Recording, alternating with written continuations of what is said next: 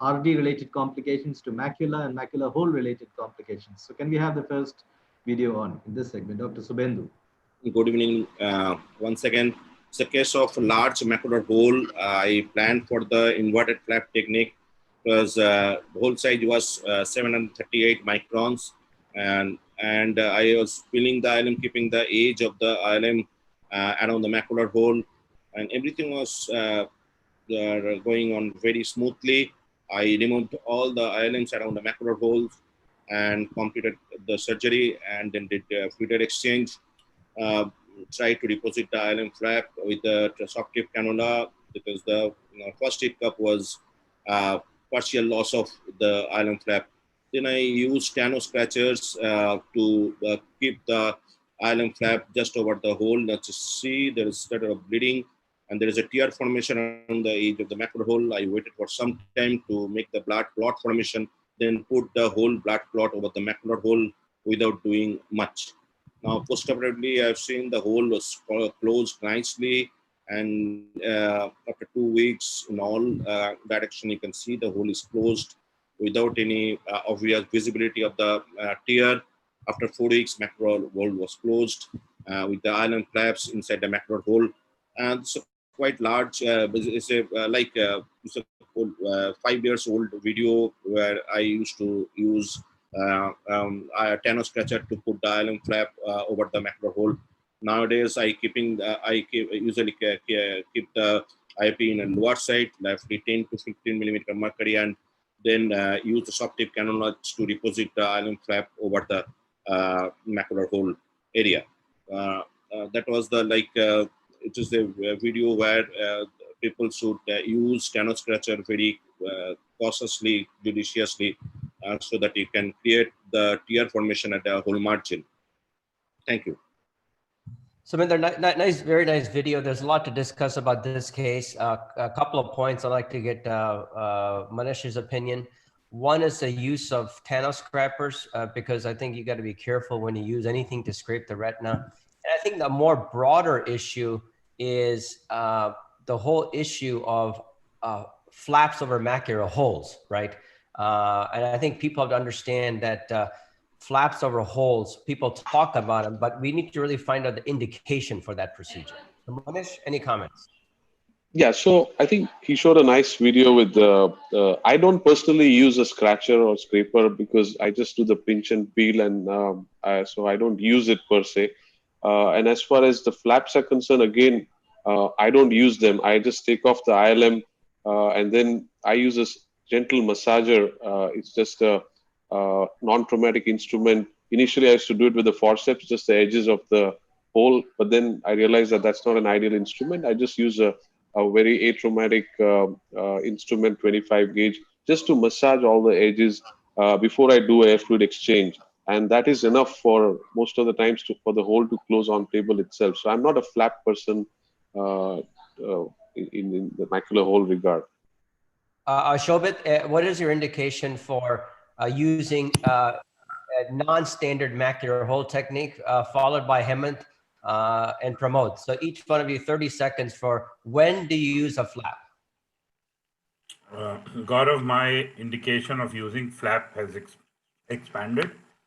I use only SF6 20% in most of my cases. So I use a flap in nearly all cases. My flap technique is a little different. I make 4 small flaps and I do an envelope onto the hole, and then I enlarge my ILM peel away from the hole. And so my indication, excepting acute small holes, very small holes up to 150 microns or so, I may not, but in any hole larger than 200, my threshold for using flaps is very low. I use them. It's called envelope technique. Okay, so Shobit is a flapper. I don't like to massage. Yeah. Okay, you're not a massager, but a flapper. Okay, Hemant? Yes. Yeah, I use it only in large holes. So I'm very particular about it, that I use it only in large holes, because studies have now come out that there is no big deal in doing with or without flaps in smaller holes. So in larger holes, I think, because these are long-standing chronic holes, I would probably think about it. That is, those which are long-standing, Those which are larger, they're about 750 to 800 microns and larger. Or those which are myopic macular holes, I sometimes do with the flap. So these are some other indications, but otherwise I would do a regular ILM peel. Okay, Pramod, you have 30 seconds. I think he's muted.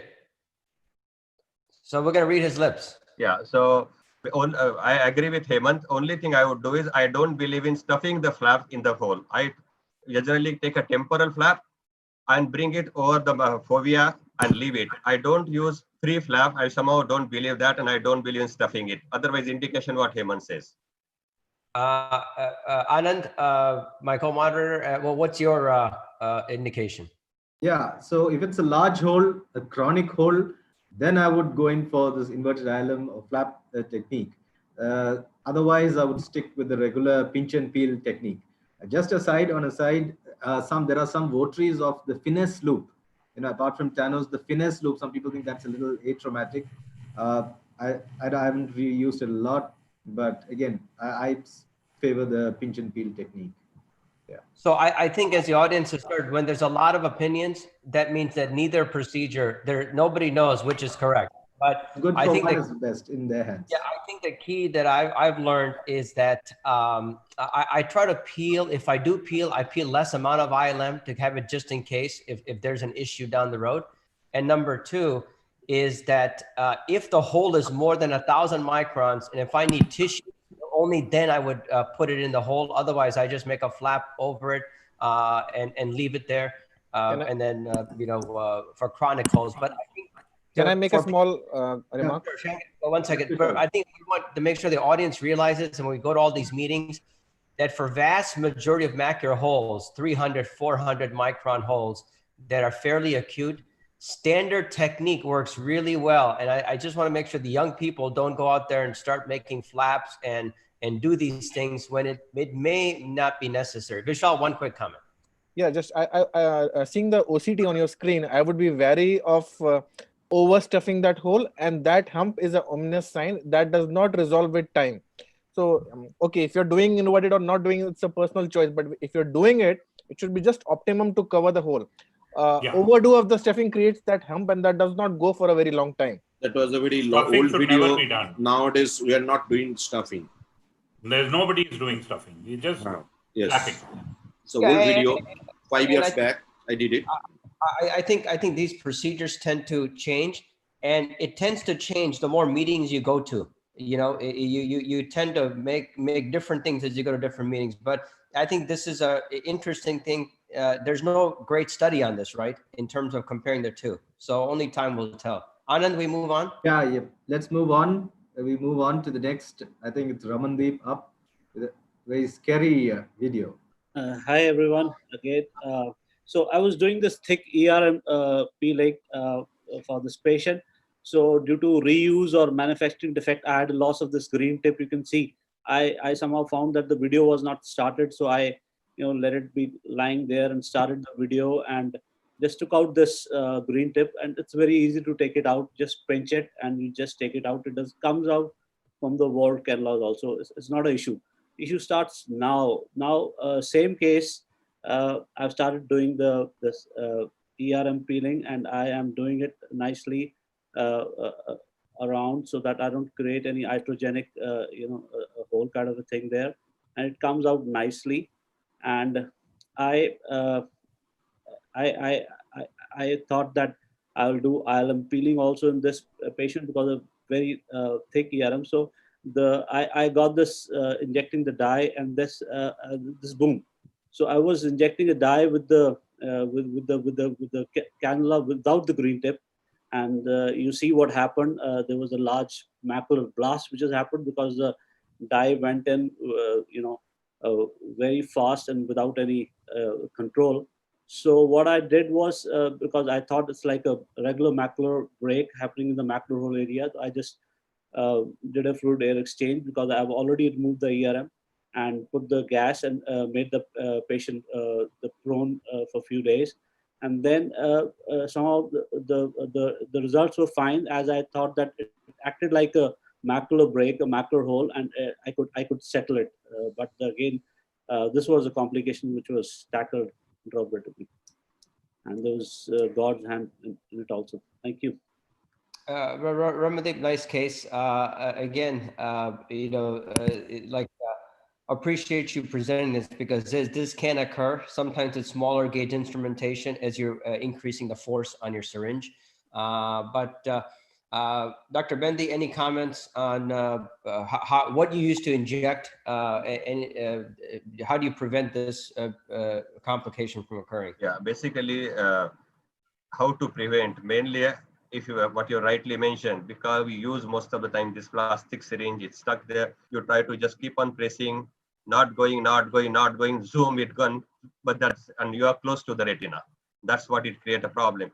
So what I would prefer is maybe I ask assistant to hold a syringe, and something like you slowly, instead of pressing directly, screw slowly inside. When you keep on screwing, you ensure it goes as a drop by drop and not as a jet.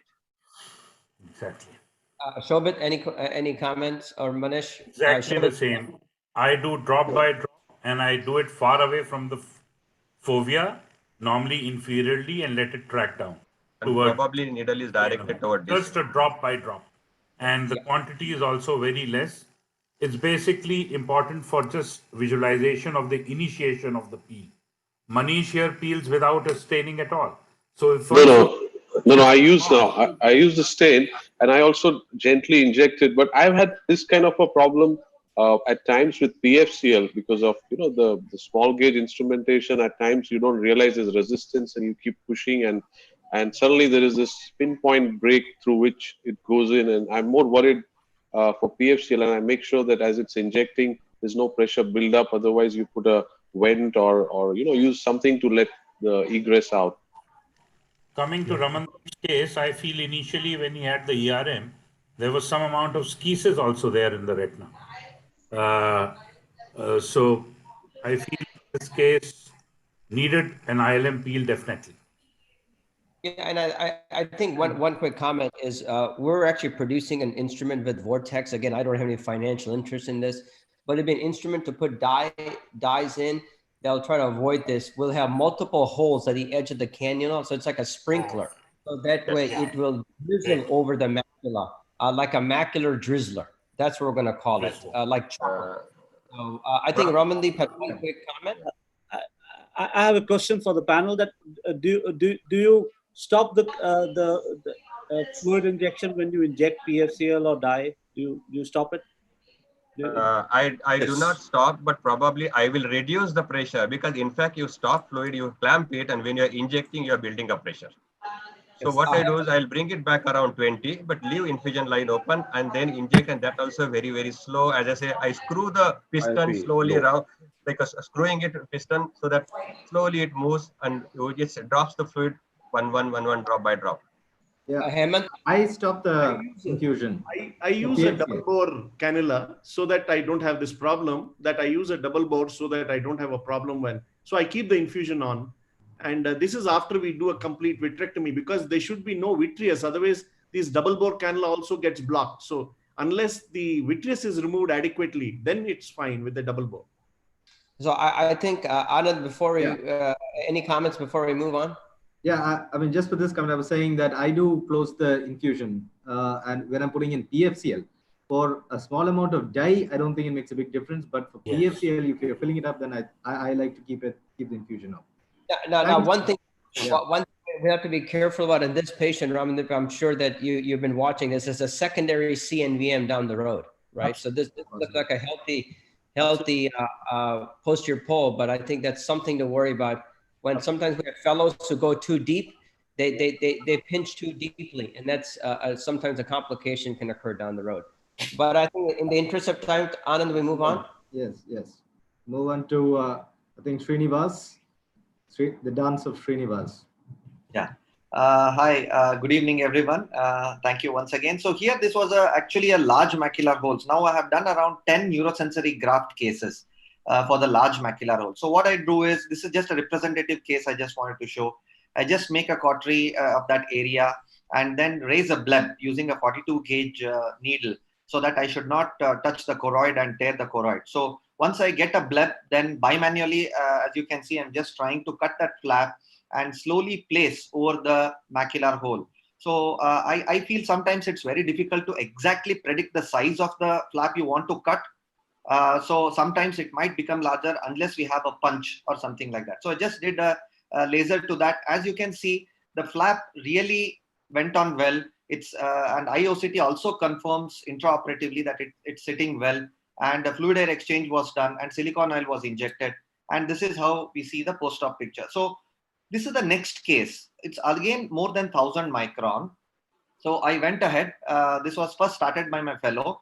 The vitrectomy was done by him, and later on he called me. I went ahead and I did a cauterization to that area which I wanted to cut the retinal part. So again, as usual, I injected using a 42 gauge needle, formed a bleb, and now you can see again bimanually. I'm just trying to cut this retinal flap so that I can place it over the macular hole. And now the trouble starts here. So first I put it over that, and as usual in my 9 cases I went ahead and put a PFCL on that. And now you can see, even though the PFCL went above, unfortunately it slipped off. And again I removed the PFCL and again re-injected it, but again you can see slipping off. So then finally at the third attempt, I could place it well, and now you can see it is sitting well on the macular hole.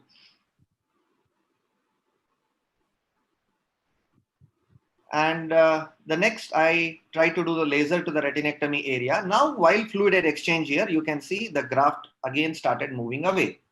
So I just brought it again to the center.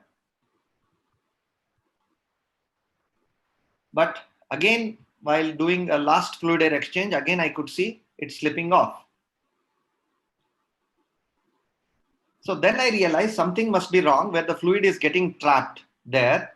And then I realized that the PVD was actually not induced properly in this patient in the first when it was being operated. So then I went ahead, I hold the flap in one hand, in the left hand, and then I induced PVD in this case.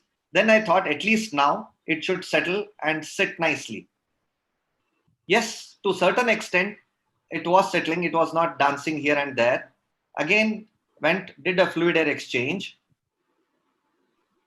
Now, with the help of silicone oil, now you can see the graft again moving away. So then I thought, let me fill the oil first and then lastly do this maneuver. So I completed the silicone oil injection, and finally I brought it and prayed to God that it should not slip away. And this is the post-op picture, 1000 microns, and the hole really closed well. So out of 10 cases, this is a very interesting case where it took a lot of time for me because in the earlier case which I showed, that also had a little large retinal flap. So what I think is, in the macular holes which are totally flat, open macular holes, it's very difficult because we cannot tuck in those retinal grafts inside the mac hole, unlike the mac holes which have slight opening so that you can tuck in. Just wanted advice from all the experts and the panels here. So Dr. Joshi, nice case. Maybe I can ask you a question. Is at what part of the dance you would have thought that, okay, maybe I should have done something else in the beginning of the dance? So would you have done an ILM flap technique first before going to these dances, or what would you have done? Because I know how much you like to dance, Shobit. So give me your comment.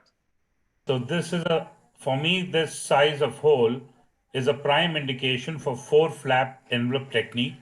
I would just do an ILM 4 flap technique like an envelope on top, and at the most put in a drop of whole blood on top, and that's it. I would not dare to do this jugglery in this case.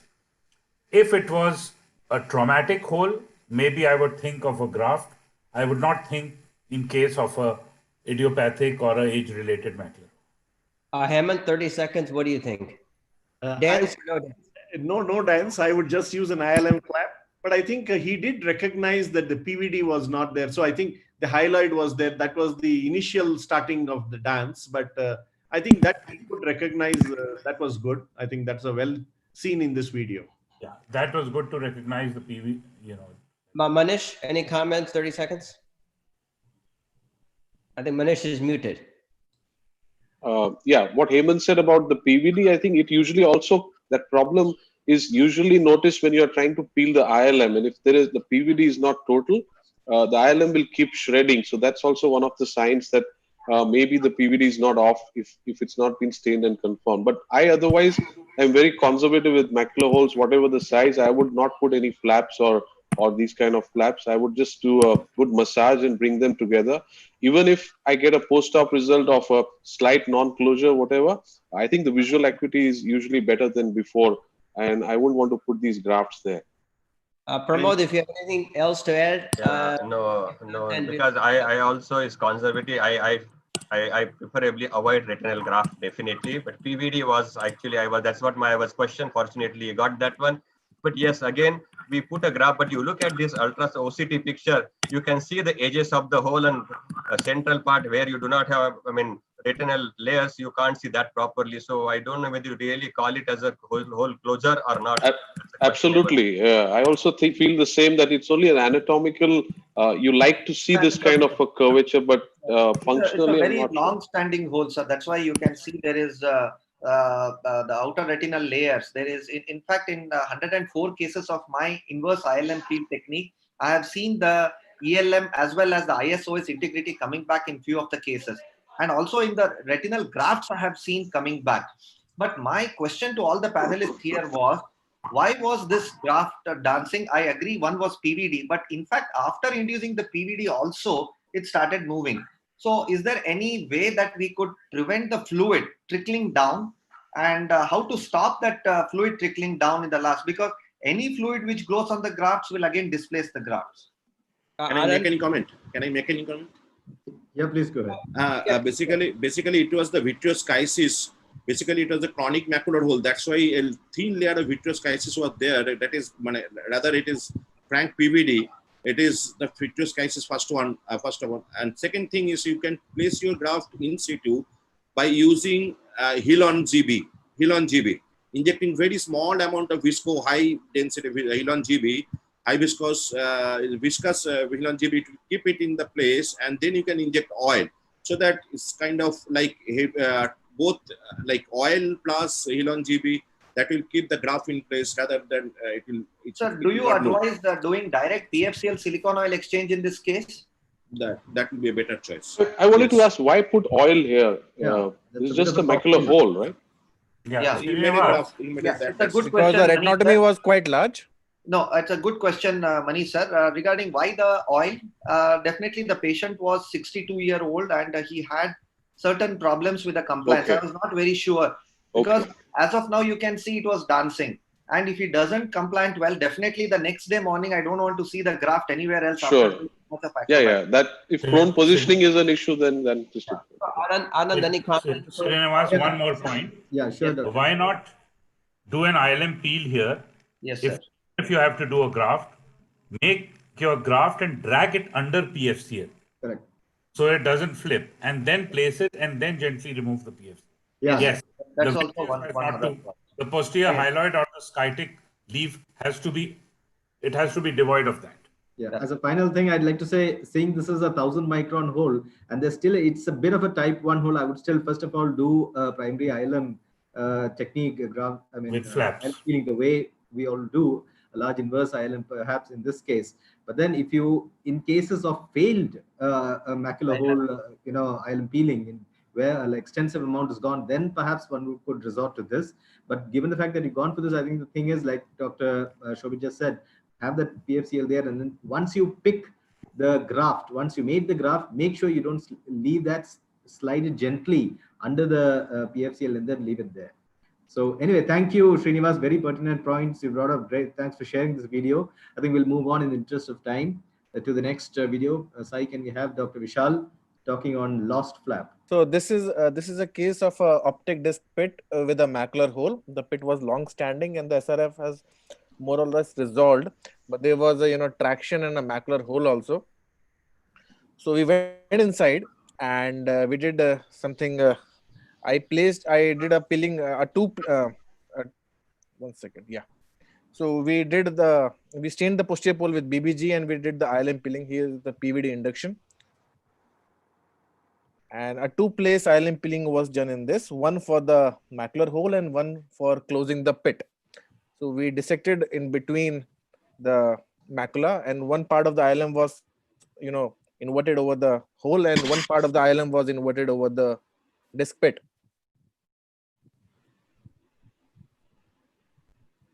So I am very fond of PFCL, and most of my peelings of large holes, if I'm doing inverted, is under PFCL. So this is the inverted peel, ILM peel under PFCL for the macular hole.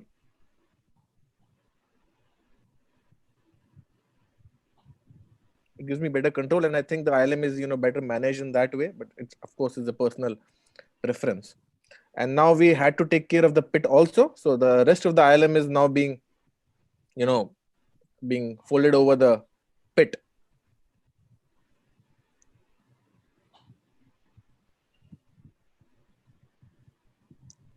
So everything is going fine till now, and we are satisfied with the peel size of the hole and the inversion over the pit also. Now we go into the fluid air exchange mode after that. Once we are satisfied that both the excavations are are covered with the ILM flap. Just refolding it over the pit again.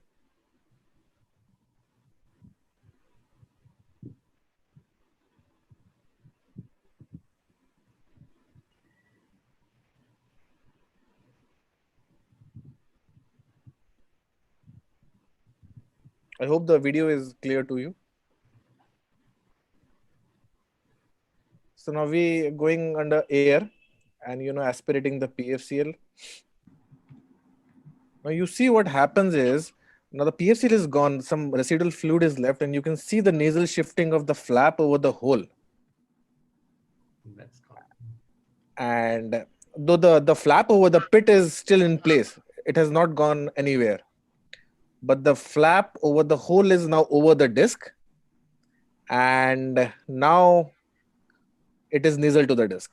So because the ILM peel area was very, was quite large, and I did not feel it again, to go back again and reposit it over the hole. We had a satisfactory outcome post-operatively. The hole had a closure, but that is when you do an aggressive and a fast aspiration of fluid at the end.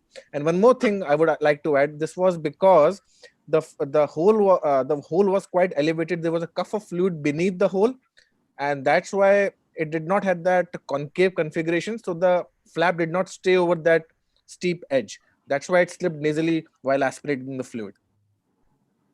So any comments from the panel and any suggestions? What could I have done better?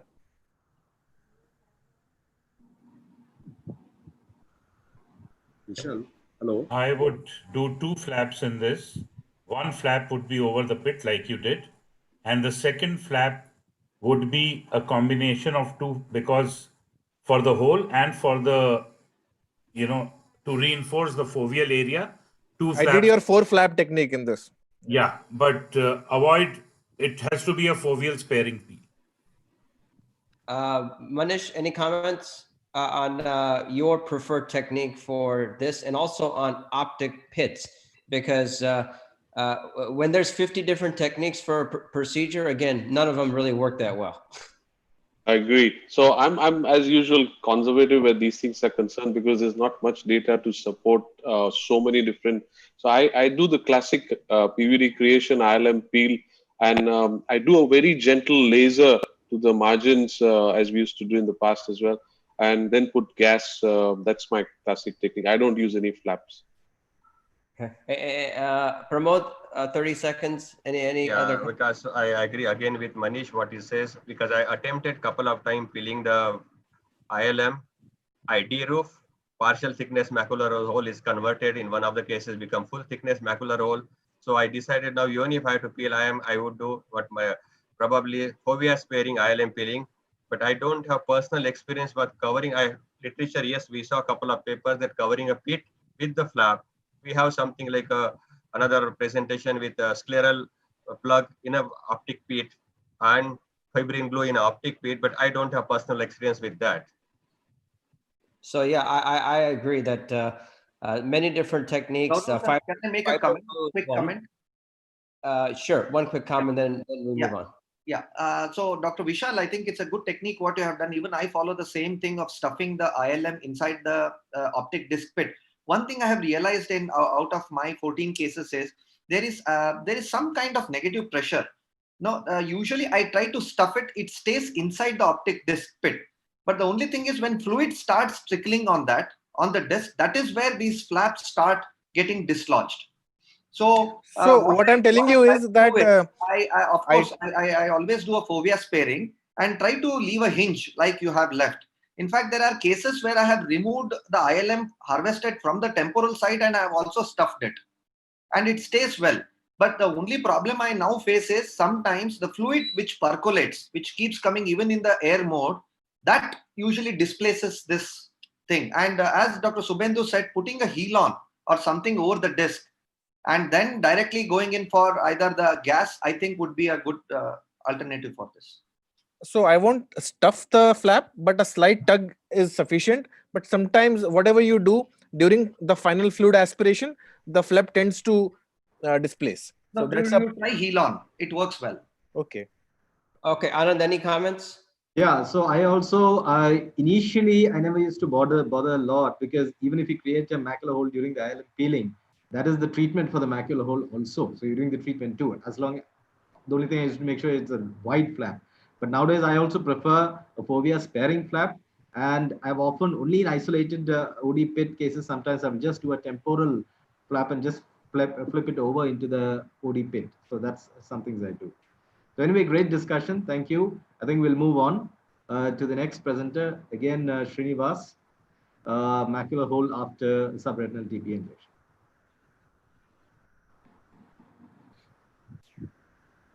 You're muted. Sorry, can we start from first side?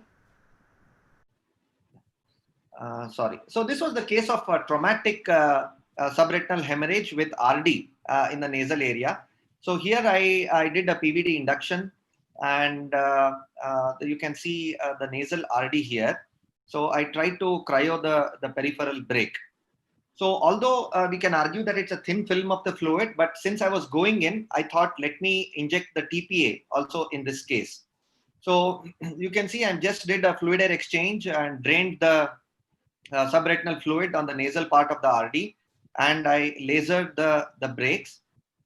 And then now at the end, I started doing a TPA injection of 0.1 ml. And then now you can see a small blister here. And the next 15 days, I saw the macular hole happening in this case. So then, as conventionally, I went ahead and did a multi-layered inverse ILM flap technique in this under the PFCL. You can see the large hole there. You can also see the subretinal gliosis or choroidal ruptures also there because of the trauma. And then using this multi-layered ILM flap technique, I could plug this really well, the ILM flaps.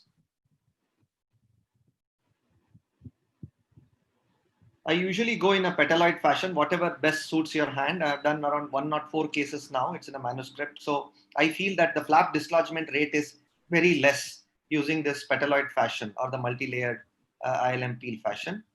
And finally, I did a fluid air exchange and injected gas in this patient. And 2 weeks now, I injected C3F8. The patient is doing well. I couldn't get the OCT because the gas is still covering the MAC hole, but clinically the hole appears closed. So my question to the panel is, did the subretinal TPA injection cause the macular hole in this patient, or it was a traumatic cause which anyhow had to ensue it, or injecting a subretinal accentuated the formation of the macular hole in this patient?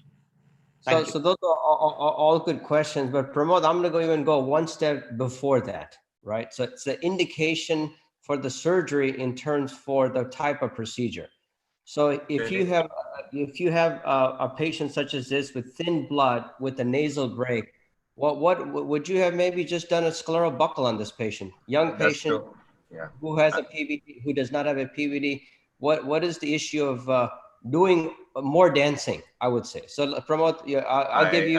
I was exactly going to say same thing. I would have done buckle, and definitely macular area I would not have touched at all in this case, because look at the amount of scarring you have underneath, maybe thin film of blood, and I have like with this much of scarring and having a choroidal rupture, I think functionally is not going to help much and inviting trouble.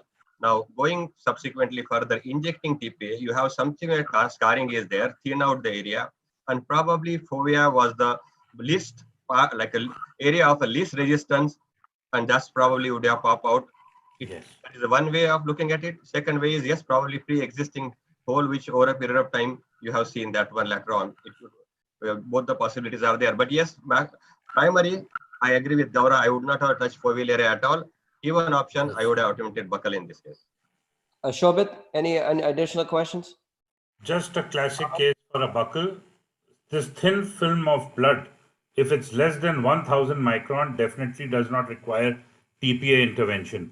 And there is a high chance of macular hole formation because of what Pramod mentioned, the area of least resistance at the fovea, while TPA injection such a thin. Hemant, and anything else to add? I fully agree with what Pramod has said. I think that is the first primary indication. So, but once you've gone in for vitrectomy, I don't think I would have used TPA. I would have just closed the break and just injected gas, I think, which would probably displace the hemorrhage in itself. So I wouldn't have injected TPA. Yeah, and again, look, I think in all honesty, it's very easy to be commentators on something that happened in the past, but I think this is all to learn that many different ways to do it. There's no right or wrong way, but sometimes the indication sometimes is the most important thing to discuss rather than, you know, the whole or something. But I think it's a good lesson for all of us to learn that maybe less is better, because one thing led to the other, and we put this person through a lot of other surgery. So, Anand, we move on? Yeah, sure. Great presentation, Srinivas. Thank you for sharing that experience. Thank you. Yeah, Vishal dancing this time. So it looks like more dancing. This is younger ones like to dance.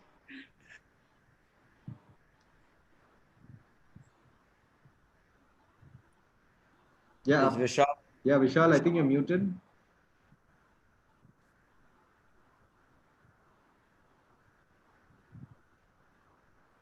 Vishal, you're muted. Yeah, can you start it from the beginning? Yeah. Yeah, the light, you know, went off. So these are, you know, a compilation of 3 cases, routine macular hole surgeries. And this one is around a 9-year-old video. And it was a routine macular hole surgery, PVD induction with staining of the posterior pole, and the start of the ILM peel. And of my archives of around 50 TBs of video recording, I could find 3 cases which I did not know what the reason was. I reran it many times, and you can see after the ILM peeling has been completed, you can see there is a cuff of fluid, you know, building up beneath the hole, the macular hole. Now you can see the hole is getting enlarged, and there's a fluid cuff beneath the hole, and this gets enlarged. It keeps on increasing, and there's a, you know, arcade to arcade ILM peeling. So I don't have any thing else to do except doing air exchange and putting in gas and wait.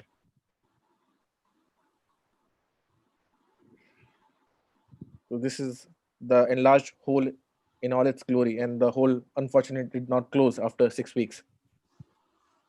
The second case was a pseudophakic patient, left eye of the patient, many years after the first case.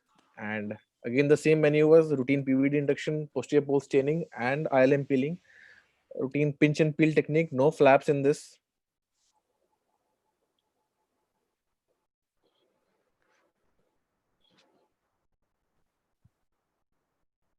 Again, arcade to arcade peeling. And now you can see a slight amount of fluid building up beneath the hole edges.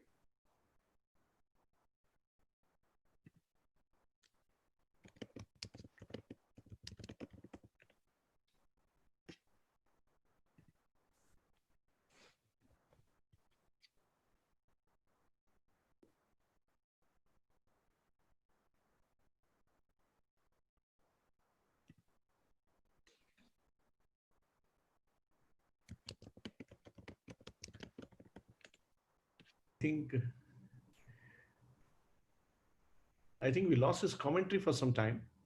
Yeah, I think we did, but I think we get the idea about the dancing holes. Hemant, can you comment on why you think this occurred? I think there would be a fluid current. So especially in fine gauge surgery, one of the problems that we see is that if the air is directed or towards the hole, you just need to direct it away, because if it is directed towards the hole, it will enlarge that macular hole. This could be one reason I could think of. At the end of surgery, when he's doing the fluid gas, I think the air gets directed towards the hole. Yeah, I think that's right. But I wanted to go back to his peeling. Manish first and then Shobit. Do you peel arcade to arcade? Like how in a regular macular hole, how much do you peel? Manish and then Shobit. Yeah, I peel about 2 disc diameters. It's not arcade to arcade, it's a bit within that. That's my classic peel that I would do typically. Yeah. And Shobit? Very similar, but with a flap always. Okay, all right. And Pramod? Yeah, same, what Manish said. Okay, I think all of us used to peel more before, and then we went the other way. Then I think we went arcade to arcade, and I always thought it's more practice for the fellows, but then we do smaller and keep the ILM for, I guess, like a bank, save the ILM bank. I'm not sure. But Anand, what do you do? I would also go with a large ILM, peel. And like I said earlier, if I feel it's very chronic, then I probably go flap it over. But again, I won't be sorry. There was a power outage here. I'm sorry, I got thought there was. disconnected. Yeah, Vishal, glad to have you back. Sir. Anything you need to add? You want to qualify? Yeah, I just wanted to add the third video. So the same thing, as you might have seen, there was a cuff of fluid after the PVT induction itself. Not even the peeling did not start, and in that I did an inverted peeling. So I've used in these 3 cases vault trocas, non-vault trocas. I've done inverted peeling, routine peeling, but and the IOP was around 30 in every case. It did not exceed 30 in any case, and I could not find the reason behind it. May I make a point, please? Gopal, yes, go ahead. Yeah. So probably this is because we had a straight entry into the vitreous. The infusion cannula may have had a straight entry rather than a biplanar entry, so that the fluid is directed right towards the macula. Always a biplanar entry. Always. Maybe the jet stream, as Gopal suggested, probably hit the fovea direct exceptionally. Dr. Hemant, you want to add something? Anybody want to make any comment? Otherwise, we close. Yeah, only thing I would like to sometimes we are reusing the infusion cannula system. Sometimes if again it's a fluid currents. One is what Gopal also said, direction. Other thing is if you have a fluctuating IOP and you have sclerotomies are leaking, that can be a second point possibilities I'm talking about. Yeah, I think I was going to say exactly what Pramod said, that the turbulence, whenever you come out with your instruments and if there is some fluid going out, when you go back in, that jet would have caused a little bit of fluid in the macula. That's possible. Yeah. Yeah, good So, points. Thank you.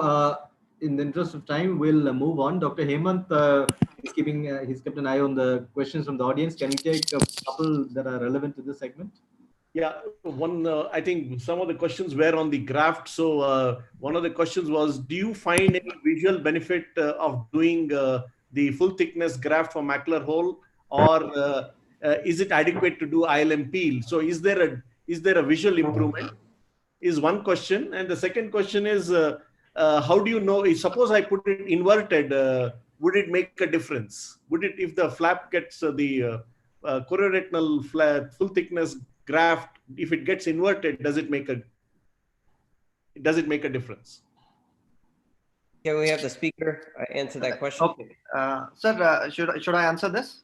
Yeah, Yes. Joshi, go ahead. Yeah, so I think very rightly he asked the question whether to do ILM or the neurosensory grafts. Actually, frankly speaking, I am always a man towards ILM peeling, but I have now noticed that the holes which are pretty much larger, like more than 1,000, 1,200 or 1,400, neurosensory grafts are behaving pretty well. They are now giving good results. Of course, I have only 10 cases of neurosensory grafts done till today. But if you look into Tamar Mahmood and all those their studies, and Dilraj also, we had a long discussions. Now, neurosensory grafts are also doing pretty well. But now the question is regarding the inversion. It's a very good question. So when we cauterize it, the edges of the cautery, ideally you can see. And that is where it helps us to know which side is up and which side is down. Sometimes it is very confusing whether I have inverted, whether I have a straight flap. That has happened to me in one or two cases, but I always follow the cautery mark which is there, or you can either put a small stain of the BBG on that. So that probably will give you a surface that when the retina is not inverted.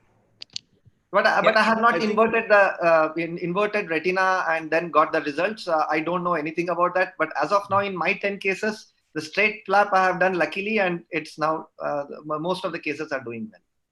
So I'm in the process of reviewing some of this. I think the basic question everybody's trying to figure out is, how do these people see, right? Like, well, how can they see? Is it eccentric fixation or what it is? So I think it's great to have these techniques, and only time will tell. But I think that's the basic question we want to say is, are we plugging up mechanically and know what's happening? It'd be nice to have multifocal ERG on these patients to see what exactly is happening, because this is anatomy. And I'm just always shocked that, why do people see? But hey, you know what? Avastin people didn't think it could work, right? So it's always exciting to have new technology. So Anand, we move on then? Yeah, we move on to the next section, which is going to be pretty exciting. It's